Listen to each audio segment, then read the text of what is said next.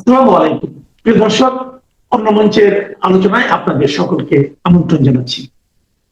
আজ আমাদের সঙ্গে আলোচনার জন্য আমন্ত্রিত অতিথি হয়ে যিনি এসেছেন, তিনি এই মুহূর্তে খুবই ব্যস্ততার মধ্যে আছেন এবং ব্যস্ততার সত্ত্বেও আমাদের সঙ্গে যুক্ত হয়েছেন। হয়তো আপনাদের কথা ভেবেই আপনাদের খুবই সুপরিচিত এবং যার কথা আপনারা বিভিন্ন সময় মুগ্ধ হয়ে শুনেন, সেই বহুল আলোচিত রুমিন ফারহানা।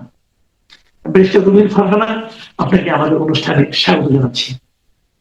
আপনাকে আমি প্রথমে আপনাকে সরাসরি আপনাকে একটু প্রশ্নই করতে চাই। আপনি এখন নির্বাচনী প্রচারণা নিয়ে খুব ব্যস্ততার মধ্যে আছেন, তার মধ্যে আমাদের সময় দিয়েছেন আমাদেরকে, আমরা জন্য আপনার প্রতি কৃতজ্ঞ। তবে যে প্রশ্নটা আমি করতে চাই, যে আমরা এতদিন দেখে এসেছি, গত কয়েকটা বছর, প্রায় 2018 সাল থেকে বলবো, তারও আগে থেকে বলবো, যে দেশে যখন বিএনপির রাজনীতি লোকে লুকিয়ে লুকিয়ে করত, বিএনপির পক্ষে কথা বলতে মানে খুবই লো ভলিউমে করতো, তখনও আপনি উচ্চকিত ছিলেন বিএনপির রাজনীতিটা মানুষের কাছে প্রচার করার ক্ষেত্রে। তো সেই রুমিন ফারহানা এবার বিএনপি থেকে নমিনেশন পেল না, এই না পাওয়াটা আপনার কাছে আসলে আপনি কিভাবে নিয়েছেন? আপনাকে অসংখ্য ধন্যবাদ মাসুদ ভাই। আমি গত 17 বছর এবং আরো প্রিসাইসলি বলতে গেলে গত 15 বছর বিশেষ করে আমি টক শোতে, টেলিভিশন টক শোতে, সংসদে এবং আমার নির্বাচনী মাঠে আমি ক্রমাগত আমি আমার দলের পক্ষে, দেশের পক্ষে, মানুষের পক্ষে কথা বলেছি। বিএনপি একটি বৃহৎ রাজনৈতিক দল, সেখানে নানান রকম হিসেব নিকেশ হয়তো থাকে এবং সেটা থাকাটাই স্বাভাবিক। এত বছর পর বাংলাদেশে একটি নির্বাচন হতে যাচ্ছে, বিএনপি বেশ কয়েকটি রাজনৈতিক দলের সঙ্গে আসন সমঝোতায় গেছে, জোট করেছে। তো সেই দিক থেকে যদি আপনি দেখেন তাহলে হয়তো বা বিএনপির হাতেও খুব বেশি অপশন ছিল না, হয়তো জোটের তরফ থেকে চাপ দেয়া হয়েছে, আমি আসলে ঠিক জানি না, কারণ আমার সঙ্গে একেবারেই কোনো আলোচনা করা হয়নি। আমাকে দলের তরফ থেকে এই আসনে কাজ করতে বলা হয়েছে, দলের নির্দেশনা অনুযায়ী আমি 2017 সাল থেকে এই আসনে কাজ করছি। বিশেষ করে উকিল আব্দুল সাত্তার যখন নৌকা মার্কায় চলে গেলেন, তখন দলে একেবারে স্পেসিফিক ইনস্ট্রাকশন ছিল যে এই আসনটা আমাকে দেয়া হচ্ছে এবং এই আসনে আমাকে কাজ করবার জন্য স্পেসিফিক্যালি বলা হয়েছে। তো তারপরে যখন 25 সালে গণ অভ্যুত্থান, 24-এর গণ অভ্যুত্থান, তার পরবর্তীতে 25 সাল এবং একটি নির্বাচন যখন সামনে আসলো, তখন হঠাৎ করেই আমরা দেখলাম যে দলের হাই কমান্ড থেকে বলা হচ্ছে যে তারা অন্য আরেকটি দলের সঙ্গে জোট করতে যাচ্ছে। তো এটা আসলে আসলে আমাকে ব্যক্তিগতভাবে কিছুই জানানো হয়নি, কিন্তু আমার তো একটা কমিটমেন্ট আছে আমার এলাকার মানুষের প্রতি। দল হয়তো তার কমিটমেন্ট থেকে সরতে পারে, কিন্তু আমাকে তো আমার কমিটমেন্টটা ধরে রাখতে হয়, সে কারণে আমার নির্বাচনে অংশ নেওয়া। জি, তো এই যে নির্বাচনে আপনি অংশ নিচ্ছেন, দল আপনাকে নমিনেশন দেয়নি, তারপর আপনি এলাকার মানুষের প্রতি আপনার যে কমিটমেন্ট সেটাকে রক্ষা করতে চাচ্ছেন এবং নির্বাচনে অংশ নিয়েছেন, তার প্রেক্ষিতে দল আপনাকে আপনার পদ থেকে বহিষ্কার করেছে। তারপরেও আপনি এটার চেয়ে এলাকার লোকের প্রতি আপনার কমিটমেন্টটাকে বড় করে দেখেছেন। তো এই দেখতে যে এখন যে নির্বাচন মোটামুটি আপনি যৌতুক জানেন, আপনি বেশ কিছুদিন ধরে এলাকাতেই আছেন, তো আপনি সারা কেমন পাচ্ছেন? আমি অভূতপূর্ব সাড়া পাচ্ছি এবং মানুষ এটাকে এক ধরনের অপমান হিসেবে নিয়েছে। অপমান এই কারণেই যে আমার এলাকার মানুষের একটাই চাওয়া ছিল যে এই এলাকায় যেন জোটের কোনো প্রার্থীকে না দেয়া হয়, ধানের শীষের প্রার্থী যেন আসে। বিকজ 2001 সাল থেকে কিন্তু এই আসনে ধানের শীষের কোনো প্রার্থী ছিল না। 18 সালে উকিল আব্দুল সাত্তার ধানের শীষে হয়েছিলেন, কিন্তু তিনি সংসদে মাত্র একবার গেছেন, মাত্র একবার। গত 3.5 বছর বিএনপি সংসদে ছিল 18 নির্বাচনে, এবং আমার ভূমিকা কি ছিল আপনারা দেখেছেন। আর অ্যাজ অপোজ টু আমি, উকিল আব্দুল সাত্তার মাত্র একদিন গেছেন সংসদে। তো এলাকার মানুষের একটা প্রাণের দাবি ছিল যে এবার যেন এখানে জোটের কাউকে না দেয়া হয়, ধানের শীষে প্রার্থী দেয়া হয়। তো সেটা যেহেতু হয়নি, মানুষ বিষয়টাকে ভালোভাবে নেয়নি। আরেকটা বিষয়, মানুষকে আসলে আপনি তো আহ অন্ধকারে এখন আর রাখা সম্ভব না, তাই না? কে কাজ করছে, কে কাজ করছে না, কার টেলিফোন দুঃসময় খোলা থাকছে, কার টেলিফোন বন্ধ থাকছে, কোন নেতা কর্মীদেরকে ফাঁকি দিয়ে হয়তো একটা সেফ এক্সিটে আছে, আর কোন নেতা ফিল্ডে আছে, এটা কিন্তু আজকাল আপনি লুকাতে পারবেন না। এটা সো মানে এভিডেন্ট, এবং এটা এত স্পষ্ট সবার চোখের সামনে। তো মানুষ এই বিষয়টিকে ভালোভাবে নেয়নি। যেই মানুষ 17 বছর আমাদের পাশে ছিল দেশনেত্রী বেগম খালেদা জিয়ার মৃত্যুর দিনে, যেদিন উনি আমাদেরকে ছেড়ে চলে গেলেন, ঠিক সেই দিনই তার লাশ দাফনের আগেই বিএনপির 9 জন নেতাকে বহিষ্কার, এটা মানুষ ভালোভাবে নেয়নি। আচ্ছা, যেহেতু বেগম খালেদা জিয়ার কথাটা আসলোই, এই প্রসঙ্গে একটা প্রশ্ন করতে চাই। আমি দেখেছি যে আপনার ফেসবুক পেজে আপনার প্রোফাইল পিকটা কিন্তু এখন বেগম খালেদা জিয়ারই দিয়ে রাখা আছে।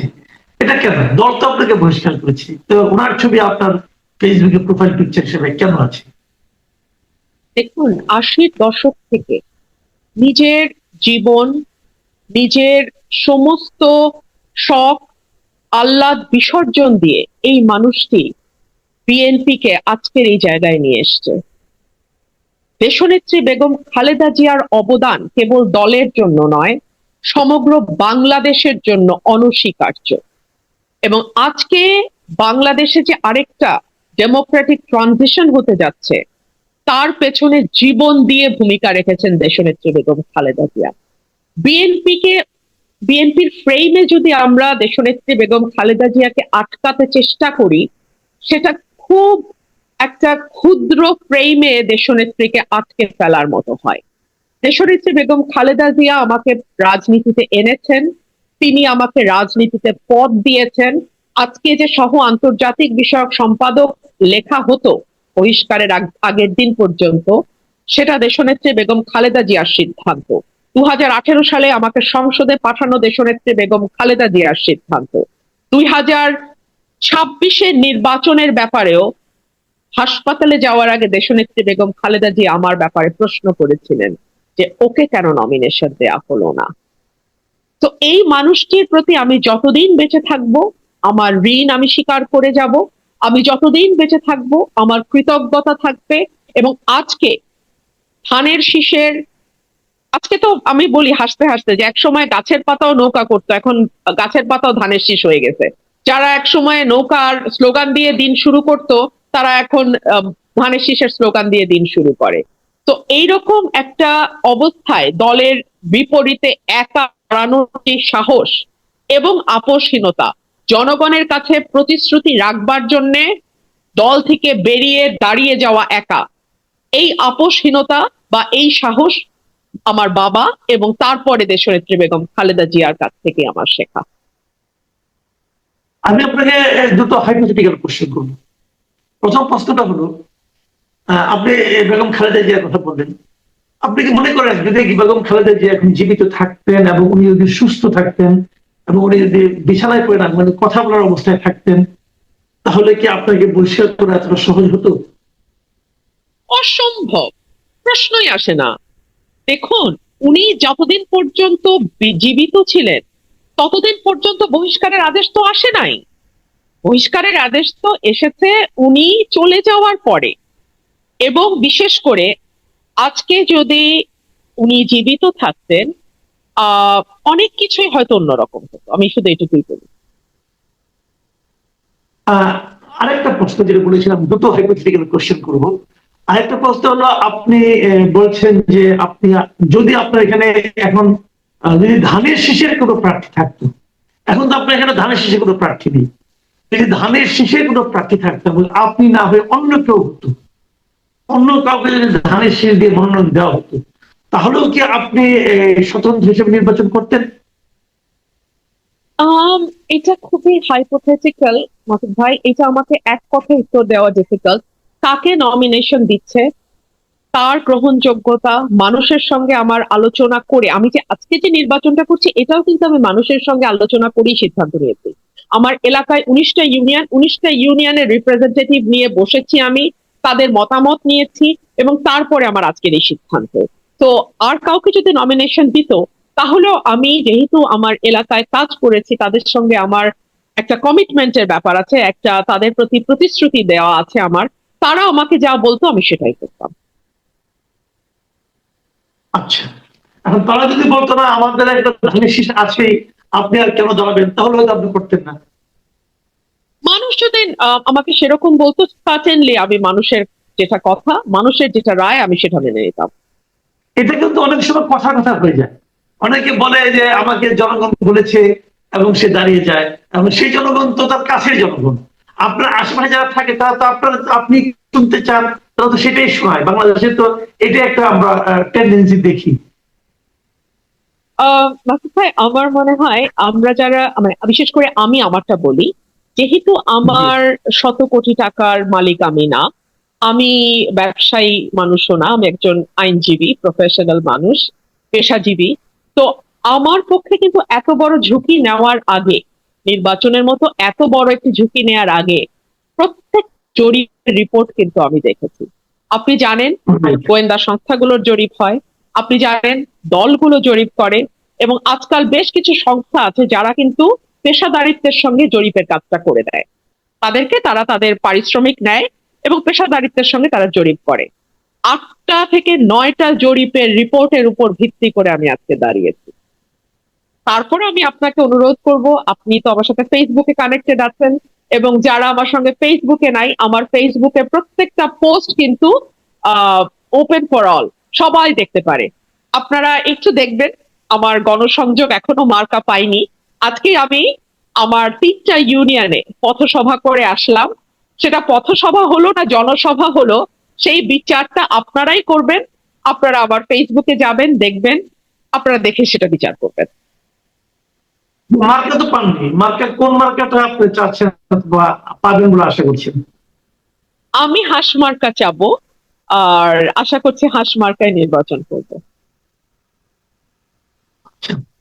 আরেকটা কথা আপনি বলা হয়ে থাকে, অনেকে বলেন যে দল আপনার প্রতি বিশেষ কয়েকটা কারণে ক্ষুব্ধ, বিশেষ করে নির্বাচন কমিশনে গিয়ে আপনার নির্বাচনী এলাকার সীমানা নির্ধারণ নিয়ে ওইখানে আপনার যে ভূমিকা ছিল তাতে নাকি দল আপনার উপর আনহ্যাপি হয়েছে।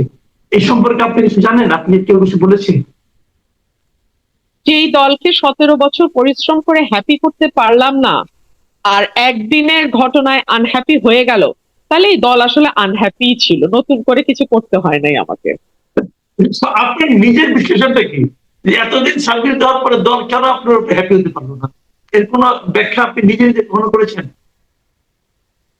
এটা তো দল বলতে পারবে, ওটা নিয়ে মাথা ঘামানোর সত্যি আমার এই মুহূর্তে সময় নাই। আমি আশা করি নির্বাচনের পর একটু অবসর হব, তখন বসে বসে না হয় ভাববো। এখন আমার এটা নিয়ে ভাবার একদম সময় নাই।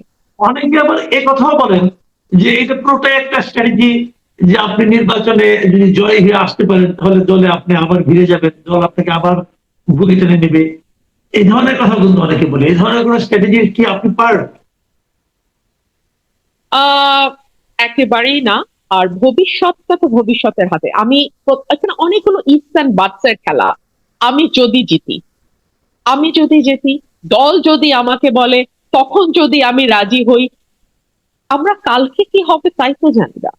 আজকে রাতে আমি বা আপনার কি পরিণতি হবে তাই আমরা জানি না। সেখানে কবে নির্বাচন, তারপরে কি পরিণতি, সেটা তো অনেক পরের কথা, দেখা যাক সময় কি বলে। আমরা আলোচনা শেষ পর্যায়ে চলে এসেছি। আর দুটো প্রশ্ন করতে চাই। একটা হলো যে এই যে অবস্থা এখন দেখছেন আপনার এলাকায়, আইন শৃঙ্খলা পরিস্থিতি এবং নির্বাচনের যে এই পরিস্থিতি যেগুলো আছে, সব মিলিয়ে আপনার মানে নির্বাচনটা শান্তিপূর্ণ হবে কিনা, মানুষের অংশগ্রহণ কতটা থাকবে, এই সমস্ত বিষয় নিয়ে আপনার অবজারভেশনটা কি? এখন পর্যন্ত আমার এলাকায় আমি তেমন কোনো বিশৃঙ্খলা লক্ষ্য করি নাই। তবে এখনো কিন্তু প্রচার প্রচারণা শুরু হয়নি, এটা শুরু হবে 22 তারিখ থেকে, তখন আরেকটু ক্লিয়ারলি বোঝা যাবে। আর প্রতীক যেহেতু এখনো বরাদ্দ হয়নি, 21 তারিখে প্রতীক বরাদ্দ হবে, তারপরে দেখা যাবে কি অবস্থাটা দাঁড়ায়। তো আমার মনে হয় আমরা আরেকটু দেখি। জি, অনেক ধন্যবাদ, অনেক ধন্যবাদ, বিশ্বরূপ ফারানা।